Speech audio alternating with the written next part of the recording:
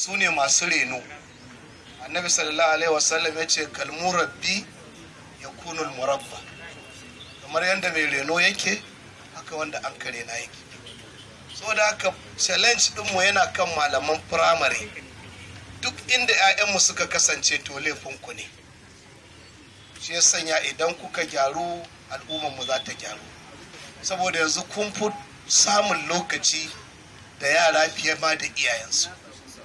Saboda haka waɗannan muhimmanci da ake badawa da wanda gwamnati ke badawa, mafi yawan ku nan ba ku san me gwamnatin jihar Katsina ta yi ba a makarantun firamare da sakandare. Har yanzu wasu na suka gwamnati ba binda ta yi ma harkar ilimi. Sannan shi kuma wannan gwamna Masari lokacin da yake kamfen cewa yake ce ilimi za mu ba wa muhimmanci, ilimi sau uku, sannan ya ce komai kuma zai biyo baya. Wasu ba su ga me yayi ba, ila don sun rufe ido.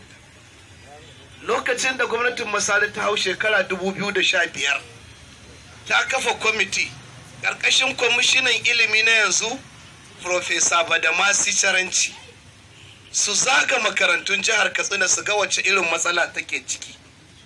Alhamdulillah sun zaga, sun kawo makarantu waɗanda yake suka lalace suka ruguje kusan 1,500. Sun ɗauko hotunansu. Akwai makarantar da suka je ice ma ya fito a tsakiyar ajin makarantar har ya fita da rassan shi. Waɗannan hotuna suna nan.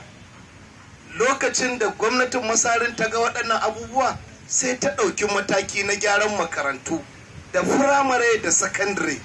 Zuwa yau waɗannan makarantu an gyara guda 2,000 da kusan 200 a cikin shekara 6. Gyara da aka yi musu, makarantun da aka gyara sun ga irin gyaran da aka yi musu. Bari mu ɗauki makaranta nan kusa da mu KCK. Lokacin da muka zaga KCK mun iske mafi yawan azuzuwa babu windoji, babu ƙofofi. Akwai azuzuwan da muka iske jakkuna an zuba musu abinci suna ci.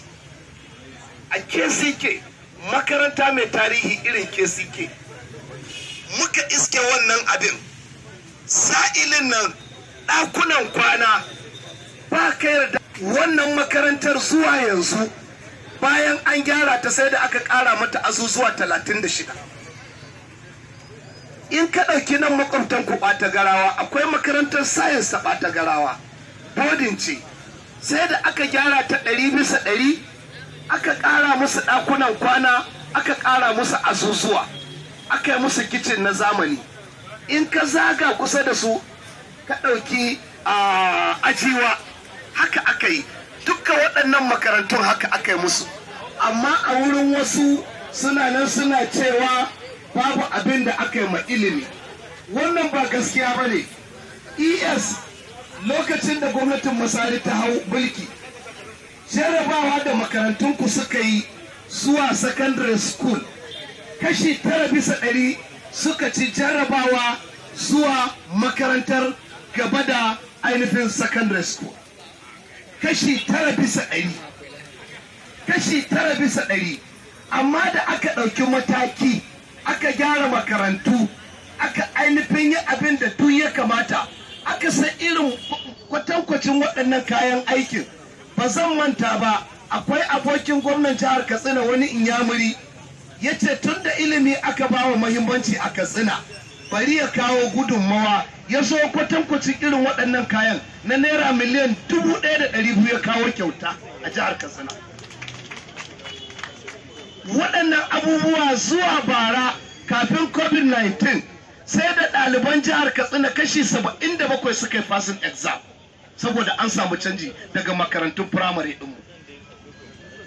Saboda haka abin da ya kamata a bawa kwatankwaci na ilimi, gwamnatin jihar Katsina na tabbata tana yi. Sai dai a yi addu'a, a ci gaba da yi musu addu'a. Mai mulki addu'a ake mai, mai mulki ba a la'antatai. Manzo Allah sallallahu alaihi wasallam ba a taɓa ganin ya samu masu mulki irin wanda har kisan kai suke, amma manzon Allah addu'a yake musu. Imamu Malik wanda ya littafin Muwatta Malik wata rana a masallacin annabi sallallahu alaihi wasallam yana huɗuba ya faɗi wasu maganganu da yawa, ya ce kowane ɗan adam yana yin daidai yana yin ba daidai ba, banda mai wannan kabarin. Ya ga da kabarin annabi sallallahu alaihi wasallam, kenan kowa na daidai kowa na rashin daidai. Saboda haka mu daina ɗora shugabanninmu in sun yi wani abu ba daidai ba akan gaba ɗaya a ce su ba daidai suke ba. Imamu Mali ya ƙara faɗi, ya ce da Allah zai bani zaɓi in yi addu'a ƙwara ɗaya Allah ya amsa, addu'ar da zan yi ita ce Allah ya shiryar mana da shugabanninmu. Saboda haka waɗannan hali da muka tsinci kanmu na COVID-19, ga dai halin da muka tsinci kanmu, mun ga irin yanayin da muka shiga na talauci a duniya da mace-mace, wanda yake har yanzu su ba su yadda akwai wannan abin ba.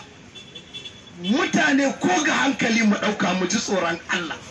Ku kalli mu ɗauki ƙasar Dubai wanda ya taɓa zuwa a nan, yanda ake layi haka nan, haka jirgin sama yake layi a filin saukar jirgin sama na ainihin Dubai, wani ya tashi wani yana tashi, amma suka rufe ƙasar nan gaba ɗaya ba a wannan abin. Ka ce dalilin wannan abin ka ce ƙarya ne, jama'a ya kamata mu ji. Bai yiwuwa mu ce wannan abin ƙarya ne. Musifa ce Allah ya aiko, babu wanda ya aiko da ita. Allah ya faɗi damu yana iya jarraba ɗan adam da kowane irin abu. Wala nabluwannakum bi shay'in min al-khawfi wal-ju'i wa naqsin min al-amwali wal-anfusi was-samarat wa bashshiris sabirin alladhina idza asabatuhum musibatun qalu inna lillahi wa inna ilaihi raji'un. Saboda haka mu koma ga Allah. Ba mu da gaskiya, idan muka canza Allah zai canza. Bai yiwuwa mu rika irin waɗannan abubuwa ɗin sannan Allah maɗaukakin sarki ya ƙyale mu mu yi rayuwar mu yadda muka ga dama. Wannan abu da za a raba Allah ya sanya makarantu su yi amfani da shi, Allah ya sanya yaran nan su amfana da shi. Malamai ku ji tsoron Allah, ku kare ku kuma koya ma 'ya'yan nan. Sanadin yaro ɗaya ka koya mar ya zama mutumin kirki, ya zama shugaba na kwarai, yana iya zama sanadin shigar ka aljanna. Kuma a rage bugu yana ainihin abin gaɗin yara, yana kangarar da yara. Bugu baya maganin yaro. Nasiha, musamman ku mata, kun fi mu sanin yadda ake yi, tunda kuna da 'ya'ya kuna ga abin da yake faruwa. Mafi yawan wasu yaran bugu yake hana su ma zuwa makarantu din.